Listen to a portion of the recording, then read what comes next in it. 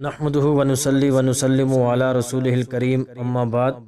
آپ صلی اللہ علیہ وآلہ وسلم نے ارشاد فرمایا صحابہ سے کہ ممبر کے قریب جمع ہو جاؤ، تو صحابہ کرام کہنے لگے کہ ہم سب جمع ہو گئے۔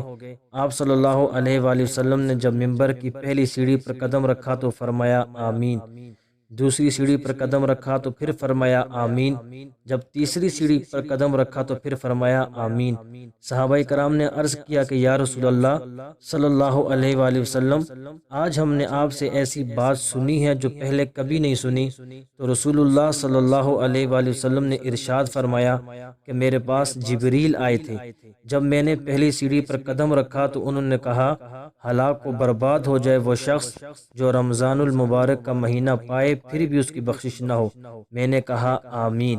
جب میں نے دوسری سیڑھی پر قدم رکھا تو انہوں نے کہا ہلاک و برباد ہو جائے وہ شخص جس کے سامنے آپ صلی اللہ علیہ وآلہ وسلم کا نام مبارک لیا جائے اور وہ آپ پر درود نہ بھیجے۔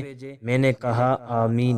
جب میں نے تیسری سیڑھی پر قدم رکھا تو انہوں نے کہا کہ ہلاک و برباد ہو جائے وہ شخص جو اپنے والدین کو بڑھاپے میں پائے لیکن وہ ان کی خدمت کر کے جنت میں داخل نہ ہو۔ میں نے کہا آمین۔